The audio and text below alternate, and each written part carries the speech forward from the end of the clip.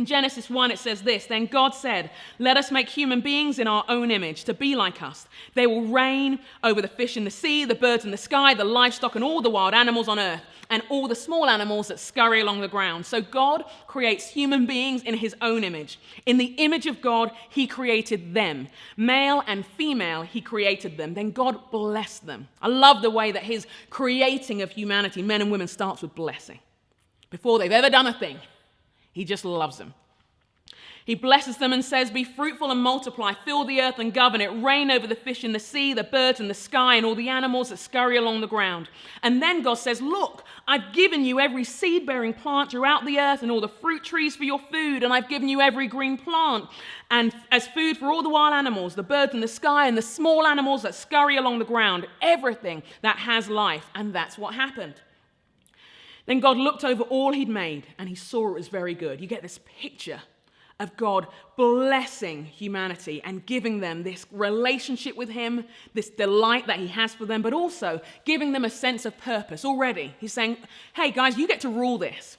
And we know that multiplication involves and can include giving birth to kids, but obviously as we look at the life of Jesus, who's single and doesn't give birth and leaves the perfect life, we know it's not limited to that by any way. But what can we draw from this about our identity, what we've been given?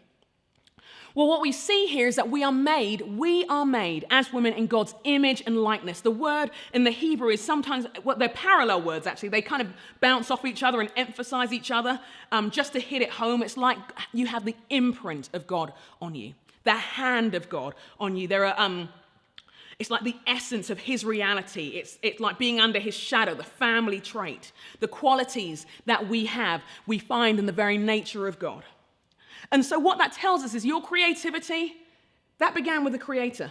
Your ability to think strategically began with the Creator. Your entrepreneurial spirit began with the Creator. Your visionary thinking, your homemaking tendencies began with the ultimate homemaker. You are made in God's image. You're made with his imprint. These are your gifts for life. The way you've been wired is a delight to him. You are not a concession in the eyes of God. The talents and the abilities that you bring to the table are not only precious, they reflect the Father. You're your dad's kid. Something he's not only not ashamed of, but actually delights in. Any of us who have children in our lives that we love, when we give them gifts, we hope they open them. We hope they don't just open them. We hope they open them and love them. We hope they don't just open them and love them. We hope they play with them. They enjoy them. They use them up and use them out until they can ask for another. Because as the adults in their lives, we delight in that. And we know it brings joy to them. We're tapping into something of how they're wired and bringing out the best in them. And yet we find it so hard so often to think that that's how God sees us. That he's given us these gifts and these abilities that aren't a concession, but are actually his delight. Actually something he loves to give. You are not an accident. Your skills are not a concession. What you bring to the table, whether it's in business, whether it's in parenting, whether it's in leadership, wherever it is, God's delighted to give you. And he wants to have employed and deployed in the renewal of all things.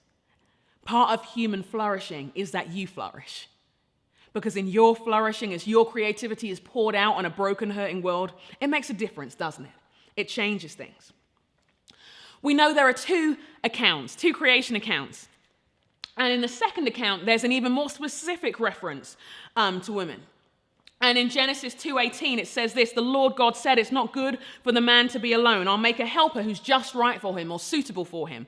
And for some of us, this is like, oh, it was so good. It was so great. And now we've got the bit which makes me go crazy. For others, we're like, no, this is fine. I like these verses. But it's important for us to dig into them and try and understand what God may be saying to us here and what these mean. And actually, as we dig deeper into the actual language, there are some things that are really important to unpack.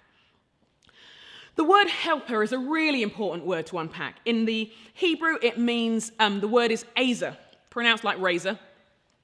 There are 100 references to the root of this word in the Old Testament. In the Bible, there are 21 occurrences. Because if you want to understand a word in the Bible, it helps to look in the Bible and see where it's unpacked and interpreted.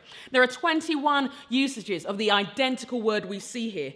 And most of them are referencing God delivering his people from his enemies. The word Ezer is a combination of a number of words, meaning to rescue and to save and to be strong. It often appears with the words strength and power. It's quite ironic, really, in a world where women worry about being too strong when we realize in God's design it's part of our God-given DNA. Now, social skills are another thing entirely. This doesn't mean we should be weird. This doesn't mean we should be rude. It doesn't mean we have to hit people. It doesn't mean that, but strength never did. Strength never meant that. But honestly, when those of us have dreams and visions to change things, is it any wonder we have those dreams and visions? Because we're made in the image of the great rescuer. We're made with the DNA. You're simply getting into the family business. When you want to make all things new, when you want to transform your communities, your neighborhoods, when you want to labor for justice, is it any wonder? Well, of course you do. You're made in the image of your dad. It's what your dad has been doing for all time. It's inevitable. But it's important for us to know that that's how we're wired. And that it's, again, your strength is not a concession. It's not a result of the fall, but it's your DNA. We're not even talking about positions or roles. We're just talking DNA. Ezer is also a word with military connotations. The Ezer's a warrior. The Ezer's a fighter. And in Hebrew culture, the Ezer actually referred to one who had the power to help, not somebody who needed help. If you needed an Ezer because you needed someone who could do something you couldn't do, who could empower you like God deliver you from your enemies, that kind of thing. It's also a verb as well as a noun, and the verb means to protect, to surround, to defend, and to cherish. To protect, to surround, to defend, and to cherish. I wonder what this means to you. I don't know what labels you've lived with. I don't know what phrases you've lived with about what a woman's supposed to be. There are so many things in our culture calling our name, defining our worth. Did you know you're an Ezer? And how would that affect how you saw the world? How would that impact how you dreamed about how God could use you? How would that impact how you saw your very self and your very soul? Maybe you wouldn't apologize for the dreams and visions you had. Maybe you wouldn't apologize for your gifts. Maybe you wouldn't dumb yourself down in certain environments to be more acceptable, because this is what you bring to the table. This is how God uses the world to make, and uses you in the world to make all things new. That you live consistently with your God-given identity that your good Father delighted to give you. And actually, when we think about it, we see Ezer in everyday life. She's the woman who loves on her community and makes sure the neighborhood gets what it needs. She's the woman who's raising her children. She's the woman who's battling and struggling with treatment and chemo and stands up and still serves somebody else. She's the woman who fights. She's a woman who leads. She's a woman who seeks and fights for justice until it is done. She's in the church. She's in the workplace. She's in the neighborhood. She's in the community. She's in the home. She's an Ezer. Why? Because God made her so. And yet when we lose sight of whose we are, when we lose sight of who we are, all we've got left are too many rules and too many tensions. It's as if God himself, the great and mighty sculptor, fashioned us and making us in his image, puts his thumbprint on us so that our work, the work that we are, is only complete when his hand's there. As we step away from that hand, of protection, of affirmation, of encouragement, of commission, all we've got left is it being filled with what our culture has to say to us this generation around. And it tells us what we have to be worthy. It tells us that we have to be rescued. We have to be rescued to be able to think that we won't be complete unless somebody completes us, that we won't have worth unless we give birth. And it tells us lies. And yet they're so pervasive and they're so powerful that we'll sell our souls to belong. And then wonder why our souls still feel empty in the years to come. And it's because under his hand, knowing whose we are, we get to live in the fullness of who we are.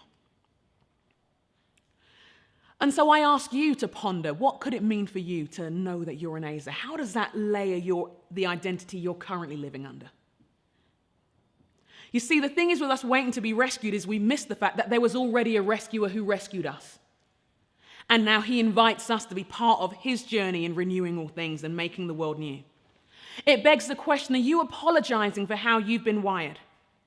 Are you apologizing for who you are? Are you hiding some of your ideas, your talents in meetings just so that people don't think, oh, she's the strong one?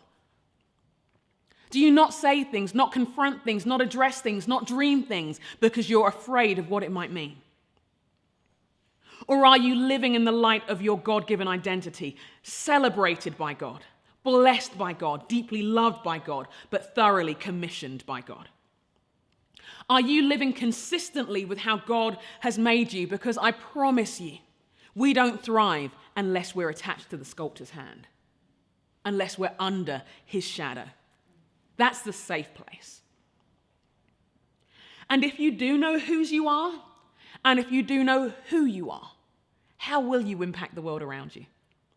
You see, we see Ezers throughout biblical history. It's in Deborah, who was the spiritual and political leader of the people of God. It's in Lydia, the business leader and the gateway to Europe for the church. We see Ezers in Priscilla and Phoebe, leaders within the church. We see Ezers in Eunice and Lois, the mother and grandmother of Timothy. Timothy, one of the most prolific leaders of the New Testament church, one of the most significant leaders. And when Paul talks about his faith, he attributes it to his mother and grandmother.